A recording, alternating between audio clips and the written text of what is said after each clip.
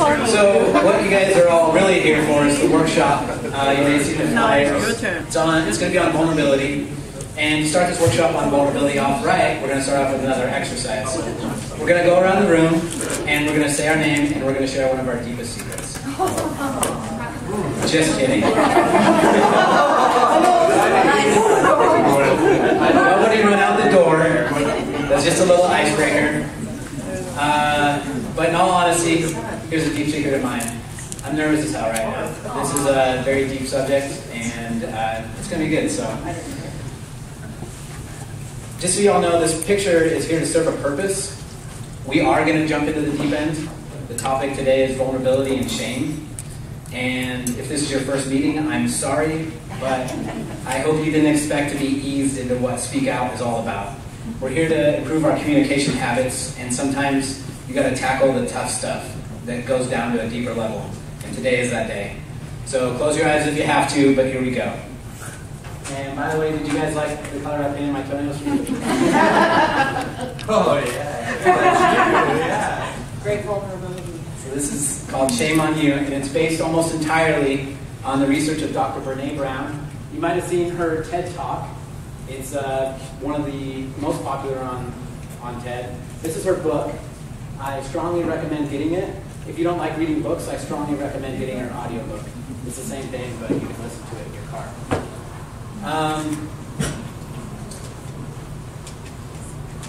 During this workshop, there's three things I want you to pay attention to.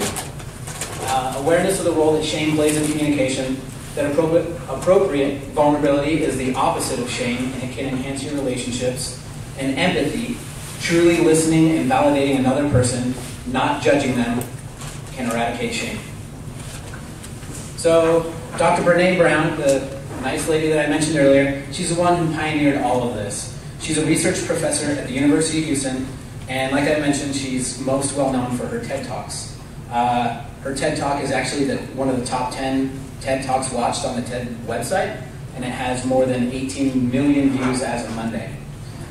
Dr. Brown started her research career looking into the construct of shame in everyday human experience, and after more than 10 years of researching, she noticed that some of her research participants were more shame resilient than others.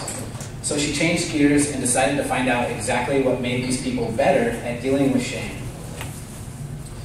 What Dr. Brown found is that the courage to be vulnerable was central to the ability to be shame resilient, which is what we'll be talking about later. First, we're going to get into shame. These ideas that were garnered from Dr. Brown research, they really go beyond the self-help section of your local bookstore. I personally think that her research is going to prove to be timeless and that her ideas have the potential to reshape America. Let's examine America right now. So, we're all probably on Facebook or Instagram or something like that. And what they train us to do is to kind of compare ourselves to other people. And the reason that we struggle with insecurity is because we are comparing our behind the scenes with everyone else's highlight reel. And that's a profound statement, that her research has the potential to reshape America. But when you examine American culture, you see that it's built around shaming, competition, and comparison. Don't think you have shame? Think again. Dr. Brown says there's three truths about it. They are that we all have it. Shame is universal, and it's one of the most primitive human emotions. And it comes back from the time when we were hunter-gatherers, and getting kicked out of the tribe or shamed out of the tribe meant death. So it's kind of a survival defense mechanism. The only people who don't experience shame are the same people that lack the capacity for empathy. And so basically they're sociopaths. So if you think that you don't experience shame, you either have to admit that you're a sociopath or that you experience shame. The second truth is that we're all afraid to talk about it. And the third truth is the less that we talk about shame, the more control it has over our lives. So what is shame? The reason that shame is so powerful is because humans are hardwired for connection. In other words, we need love and belonging. Love and belonging are irreducible factors of the human condition, and research has shown this again and again. Dr. Brown defines shame as the intensely painful experience of believing that we are flawed and therefore unworthy of love and belonging. Shame is the fear of disconnection. In simpler terms, shame is the feeling of I'm not blank enough, I'm not smart enough, I'm not beautiful enough, I'm not rich enough, thin enough, cool enough, I'm not good enough. These are the most common areas where people experience shame. And as you can see, shame is all around us. At work, at school, at home, in our families, in our bank accounts, in our religions, and even in the bedroom. So we're going to take a second, and we're going to diverge, and we're going to take a look at what it means to be masculine and feminine in today's society. Now, bear with me because it may seem not relevant, but I'm going to tie it all in, and you'll see that understanding feminine and masculine norms are central to understanding shame. A quick norm in our society isn't it a norm to put masculine before feminine? Yes. So keep calm and break the norms. Thank you. So these norms were established by a group of researchers in 2003, so they're decently current. They actually updated the old list of norms that researchers use, and that one only had like 5. According to the guy that led the research, conformity to masculine or feminine norms is defined as adhering to societal rules and standards about how to be masculine or feminine, and it is demonstrated in the individual's behaviors, feelings, and thoughts. For the feminine norms, the question was asked, what norms do women have to conform to in order to be considered feminine? So the responses were nice in relationships, which means develop friendly and supportive relationships with others. Thinness, pursue a thin body ideal. Modesty, refrain from calling attention to one's talents or abilities. Domesticity, maintain the home. Romantic relationship, invest oneself in a romantic relationship, like devote yourself to it. Sexual fidelity, so don't be seen as sexually promiscuous. And invest in appearance. Commit all your resources to maintaining and improving physical appearance. The 4 norms that were rated the highest are nice in relationship, thinness, modesty, and invest in appearance. So basically, stay small and modest, look pretty, and don't ruffle anyone's feathers. So the masculine norms were pretty simple. Emotional control, meaning don't show emotion. Risk-taking, violence, power over women, and outward disdain for homosexuals. So you can't just be straight to be a man in today's society. You actually have to be outwardly hateful about homosexuality. So there's not much to being a man, would you all agree? It's pretty simple.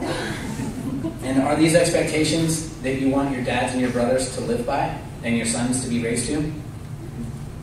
So if you fail to meet one of these norms, one of these unwritten expectations, that creates the feeling of shame.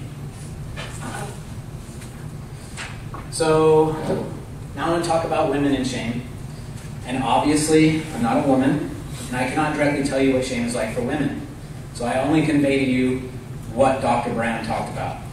And this video clip that I'm about to show, it illustrates a powerful metaphor about what shame is like for women.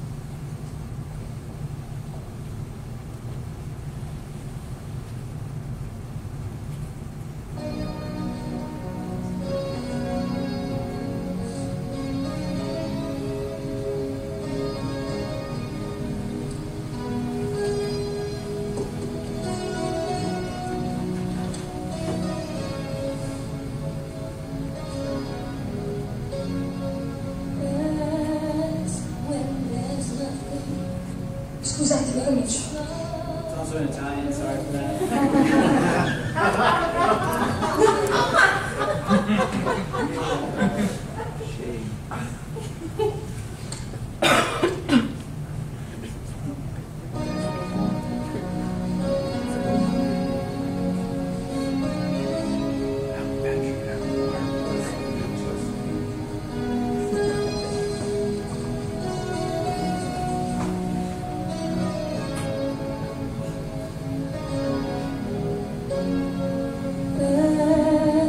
When there's nothing but a slow blowing breeze that your fear seems to hide deep inside your mind.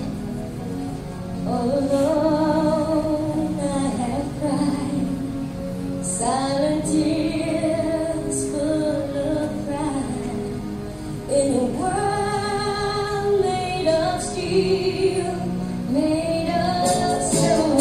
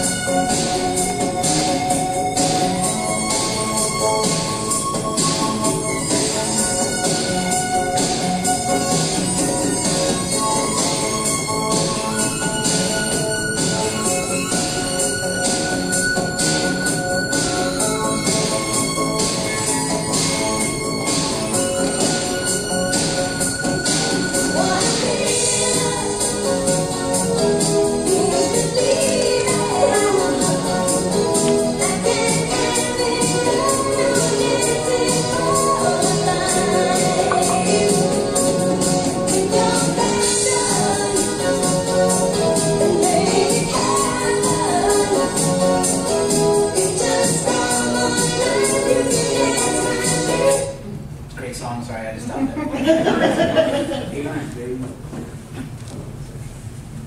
So you're probably sitting there asking yourself, what does this have to do with women and shame?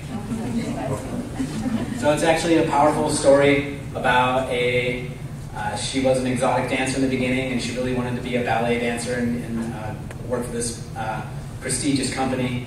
And it's about putting it, that's her final dance, her final audition. It's about putting it all on the line. But why this is an important metaphor is because that scene that you just saw took 5 people to make it. So they had the actress, and they showed her face, and then they had a body double for the body shots. They had a classical ballerina for the spins. They had a gymnast for that big leap that you saw, and they had a male breakdancer for the breakdancing. It was a man.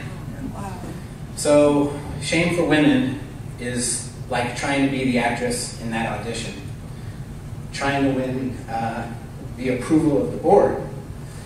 So, but in trying to be the woman in that audition, they try to do it all and do it perfectly. You know, the breakdancing, the classical ballerina, all in one act. But they're only one person. They're not 5 people. Without the help of filmmakers and body doubles, they fall and stumble, and they have to work really hard to keep it all together, and it doesn't always work. So shame for women is being held up against the ideal that somehow we can live our lives and edit them as we're living them so that the only thing the world sees is what's perfect about us. Shame is not being able to do it all and people see you failing. Shame is being rejected. Shame is when the mask is pulled off and the unlikable parts of you are seen. Shame is being an outsider, not belonging. For men, it's a slightly different story. Not too complex. Shame is failure. At work, on the football field, in marriage, in bed, with money, with your kids. It doesn't matter. Failure equals shame. Shame is being wrong. Shame is a sense of being defective. Shame is when people think you're soft. Showing fear is shameful. Some men are taught to take fear and turn it into rage. That's unhealthy, because what usually ends up happening is they become the guy who just steamrolls over everything that they're afraid of in life, be it their wife or their coworkers or their kids. Shame is being seen as the guy that you can push up against the lockers. Don't be weak. It's beat into us from the moment we step onto the playground of our childhood, and the attack doesn't relent even into adulthood. The word pussy is used against us by both friend and foe, and it's used like a dagger that can pierce through the thickest of skin. We are told things like suck it up, deal with it, and stop being such a bitch. The societal expectations of manhood are easy to meet, as long as we hide all emotion and fear. And if you think about it, and as you saw from the masculine norms list, there's really not much depth to the classical archetype of a man. In the book, there's a really powerful story that I'm going to read to you guys. It's from a veteran, and like I just couldn't. I had no way to do the story justice without just reading it directly from the book. So, in 2006, I met with 22 community college students, male and female, to talk about shame. It was my first co-ed large group interview. At some point, a young man in his early 20s explained how he had recently divorced his wife after coming back from serving in the military and finding out that she was having an affair. He said he wasn't surprised because he never felt good enough for her. He explained that he constantly asked her what she needed and wanted, and that every time he got close to meeting her needs, she moved the goalpost another 10 feet. A young woman in the class spoke up and said, "Guys are the same way. They're never satisfied either. We're never pretty enough, sexy enough, or skinny enough." Within seconds, the conversation broke out about body image and sex. The discussion was mostly about how it's scary to have sex with someone you care about when you're worried about how your body looks. The young woman who started the conversation said, "It's not easy to have sex and keep your stomach sucked in. How can we get into it when we're worried about our back fat?" The young man who had shared the story of his divorce slammed his hand down on the desk and shouted, "It's not about the back fat. You're worried about it. We're not. We don't give a shit." The class fell completely silent. He took a couple of deep breaths and said, "Stop making up all this stuff about what we're thinking. What we're really thinking is, do you love me? Do you care about me? Do you want me? Am I important to you? Am I good enough? That's what we're thinking. When it comes to sex, it feels like our life is on the line. And you worried about that crap?" At that point, half the young men in the room were so emotional that they had their faces in their hands. A few girls were in tears, and I couldn't breathe. The young woman who had brought up the body image issue said, "I don't understand. My last boyfriend was always criticizing my body." The young vet, who had just brought us all to our knees, replied, "That's because he's an asshole." It's not because he's a guy. Some of us are just guys. Give us a break, please. A middle-aged man in the group joined in, staring straight down at his desk. "It's true. When you want to be with us in that way, it makes us feel more worthy. We stand a little taller and believe in ourselves a little more. I don't know why, but it's true. And I've been married since I was 18. It still feels that way with my wife." Never in my life before that moment did I think about men feeling vulnerable about sex. Never did I consider that their self-worth was in any way on the line. I didn't understand. So I interviewed many more men about the topic of sexuality, shame, and worthiness, including mental health professionals. In one of my final interviews on the topic, I sat down with a therapist who had spent more than 25 years working with men. He explained that from the time boys are 8 to 10 years old, they learn that initiating sex is their responsibility, and that sexual rejection soon becomes the hallmark of masculine shame. He explained, even in my own life, when my wife isn't interested, I still have to battle feelings of shame. It doesn't matter if I intellectually understand why she's not in the mood. I'm vulnerable, and it's very difficult. When I asked him about his work around addiction and pornography, he gave me an answer that helped me understand that issue in an entirely new light. He said, "For $5 and 5 minutes, you think you're getting what you need, and you don't have to risk rejection." The reason that response was so revealing to me was because it is so utterly different from what women felt. After interviewing women for a decade, it was clear that women see the issue of men and pornography as having to do with their own inadequate appearance and or their lack of sexual expertise. At the end of my interview with this wonderful and wise man, he said, "I guess the secret is that sex is terrifying for most men. Cultivating intimacy, physical or emotional, is almost impossible when our shame triggers meet head-on and create the perfect shame storm. Sometimes these shame storms are directly about sex and intimacy, but often there are outlying gremlins wreaking havoc in our relationships. Common issues include body image, aging, appearance, money, parenting, motherhood, exhaustion, resentment, and fear. When I ask men, women, and couples how they practice wholeheartedness around these very sensitive and personal issues, one answer came up again and again. Honest, loving conversations. Just let it hit the ground, no big deal. One answer came up again and again. Honest, loving conversations that require major vulnerability. We have to be able to talk about how we feel, what we need and desire, and we have to be able to listen with an open heart and an open mind. There is no intimacy without vulnerability.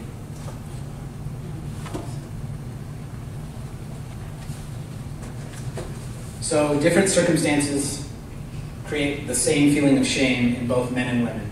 Men have different triggers for shame, women have different triggers for shame, but it's the same feeling inside.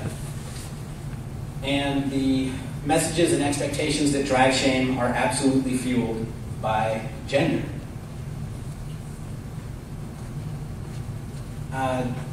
Dr. Brown says in her book that understanding these norm lists and what they mean is critically important to understanding shame and cultivating shame resilience. The feminine and masculine norms are the foundation of the triggers of shame, and here's why. If women want to play by the rules, they need to be sweet, thin, pretty, stay quiet, be perfect moms and wives, and not own their power. One move outside these expectations and bam, the shame web closes in. For men, they need to stop feeling, start earning, put everyone in their place, and climb their way to the top or die trying. One break from the fulfillment of these expectations, and bam, shame cuts you down to size.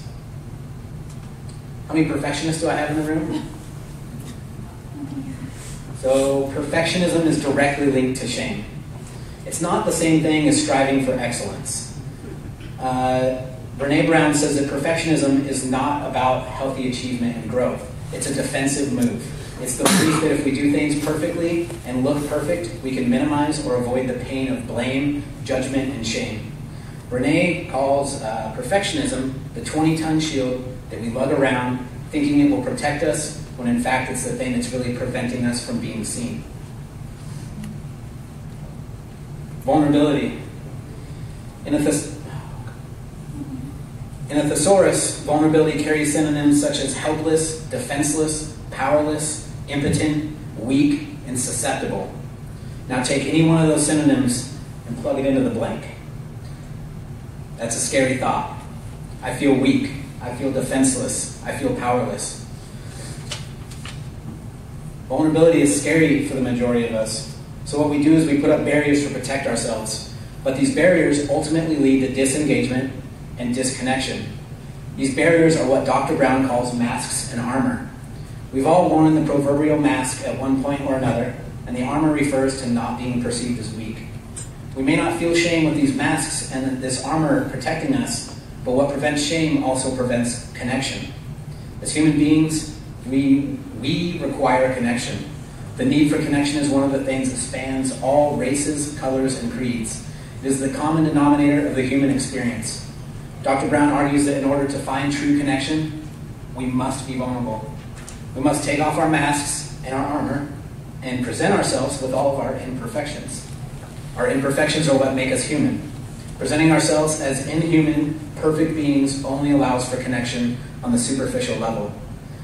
However, presenting ourselves as human and imperfect allows us to achieve connection on a deeper level and leads to a richer, more fulfilling life.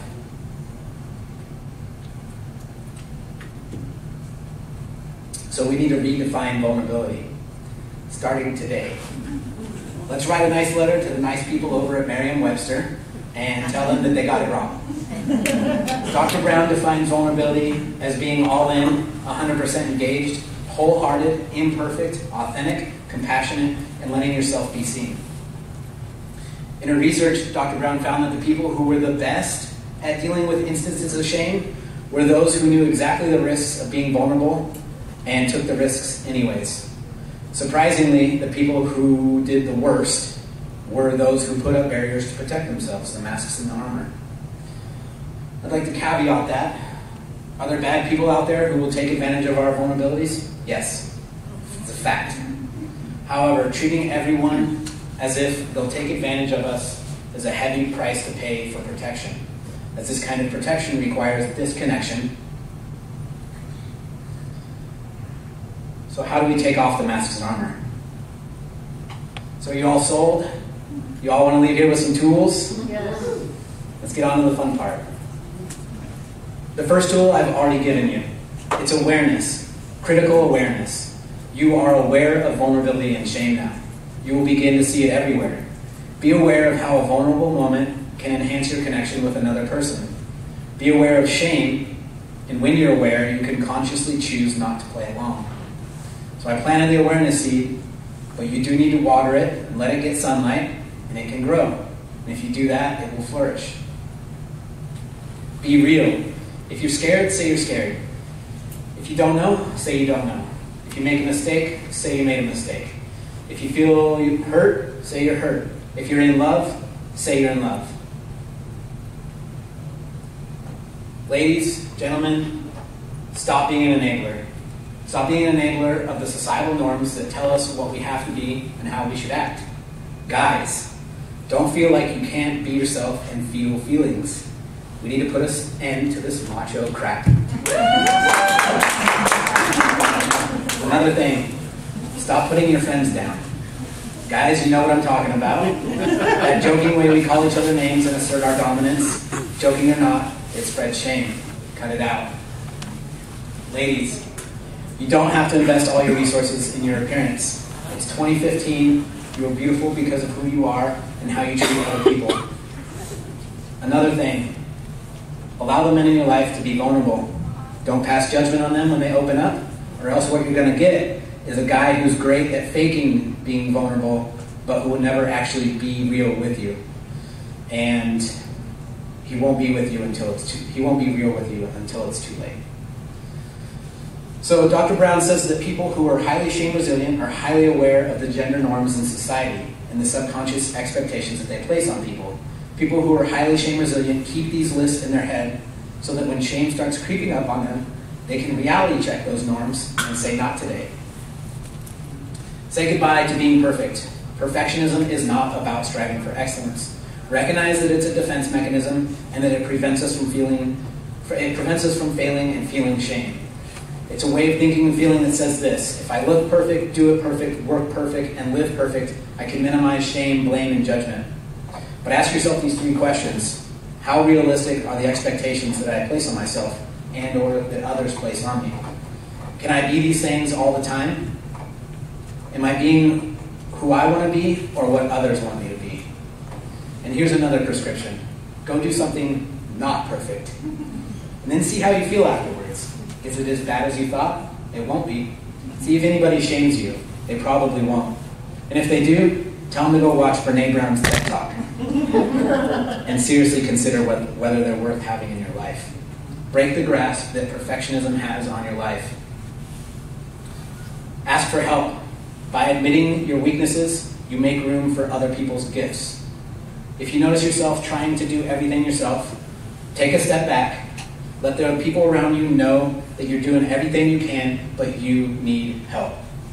Brené Brown says, regardless of who we are, how we were raised, or what we believe, all of us fight hidden, silent battles against not being good enough, not having enough, not belonging enough. When we find the courage to share our experiences and the compassion to hear others tell their stories, we force shame out of hiding and end the silence. And show empathy when someone reaches out to you for help. And finally, the enough mandate.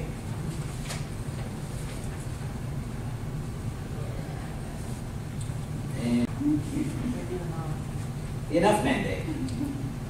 Yes, this one gets its own slide. The enough mandate is simple. People who are highly shame resilient know one thing: they are enough. Believing that we are enough is the way out of the masks and armor. With that sense of being enough comes an embrace of worthiness, boundaries, and engagement.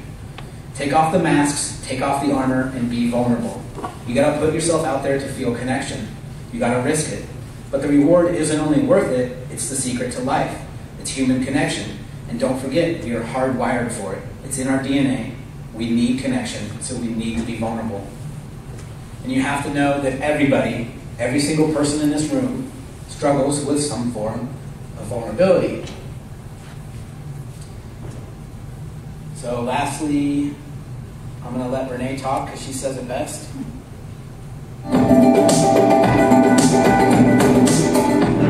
So I love this question. You mentioned gremlin thinking. This is from Allison Smella. You mentioned gremlin thinking. What's the silent language to move that aside and step into authenticity? Good question. So men and women who had high levels of shame resilience, meaning they could totally acknowledge and move through shame without jeopardizing their authenticity, had 4 things in common. The first was they know what triggers shame for them. They know what the triggers are. Like for me, I know what the triggers are. I have stuff around motherhood and balancing work. I have stuff around appearance. Secondly, huge skill, you can reality check them. 3, you reach out and share your story. And 4, you speak shame. So just to boil it down, it's 3 totally counterintuitive things. Talk to yourself like you talk to someone you love when you're feeling unworthy. How would I talk to Ellen and Charlie in a moment of unworthiness? I would say to myself, gosh, you're so stupid, Brené, what were you thinking? I would never talk to my kids that way. Talk to yourself like you talk to someone you love. Reach out to someone you trust and tell your story. Shame cannot survive being spoken.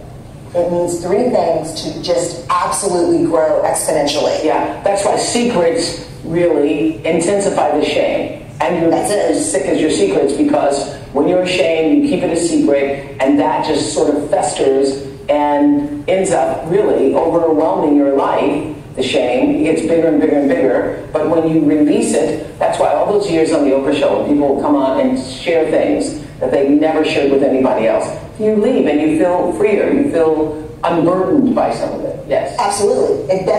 Secrecy is one of the 3 things. Secrecy, silence, and judgment. Those are the 3 things shame needs to grow exponentially in our lives. The antidote, empathy. It cannot survive being spoken and being met with empathy.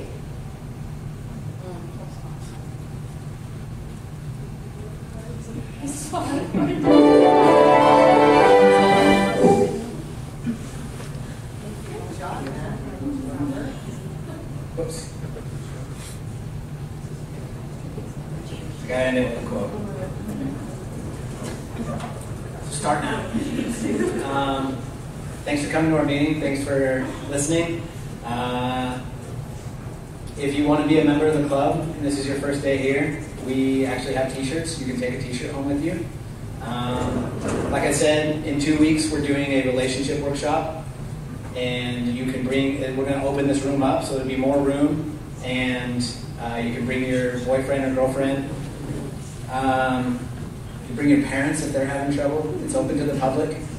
I got a marriage counselor. She's going to present. She's going to answer questions on Canvas later today or maybe tomorrow.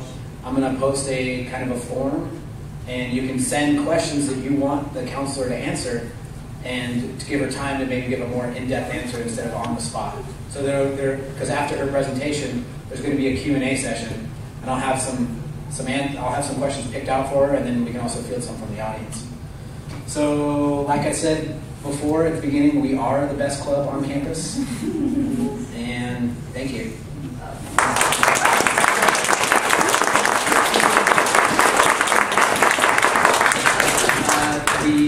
She asked if it's going to be 1 hour. The relationship workshop is going to be an hour and a half. We're going to extend it a little bit. We'll throw a break in there for people that have to leave and go to classes, but just to allow enough time for a presentation and a legit Q&A session, we scheduled some more time.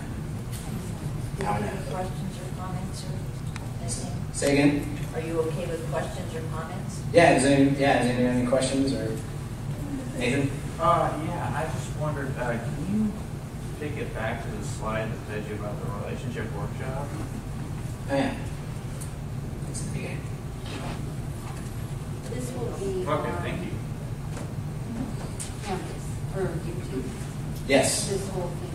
We're going to upload it to YouTube. This video is this was recorded right back there. My man Aaron, and so we'll upload it to YouTube within the next few days. I'm just going to say it's a gutsy topic because it's the deepening kind of communication that a lot of times we don't get at. But it's been my life lesson. I spent 14 and a half years pretending to be something that I wasn't and trying harder and harder and harder. And when that ended with great shame and sorrow and sense of failure, I went and worked on myself for 2.5 years and found out who I was and have never let that person go again. And I have boundaries around people who try and keep shame, and it's hard to do. But the triggers that you put are huge because they're innate. They're in the part of our brain where trauma gets stored. So thinness, bam, every time. And if you surround yourself with people who understand some of this, then when you goof and say something that's hurtful, you can work it through. And that's where all this communication stuff comes in so perfectly. So 2 things for me. 1, you did an exceptional job presenting this and having a very helpful for me. You thought about being a teacher just by Are we raising kids? Yeah, what's up? Especially with our gender culture changing with transgender and supermother, there's so many broad spectrums now. If you break it down to that connectivity, everybody just wants that love and sense of belonging. There you go, end of story. We're human. Any other questions, comments? I forgot to mention the raffle that we're doing. It's to raise money for the Stevens Elementary, but those baskets will be raffled off at the second part of the relationship workshop. So that'll be February 5th. So you don't have to be present to win, but I hope that a speak out member wins. I'm just saying. So I can like, yeah. Freak out here. There's a lot of shame for those kids going to Stevens. Shame about money. The poorest economic school in all of District 81. So one of the things I love about this is when they come here, they feel like $1 million. And when they come home on the bus, they're talking about, I'm going to go to SCC when I grow up.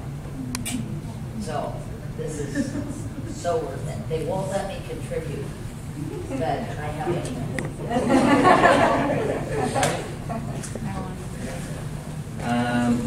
And also, Derek bought $100 worth of tickets, so y'all have to compete with him for the prizes. He put his tickets in every basket.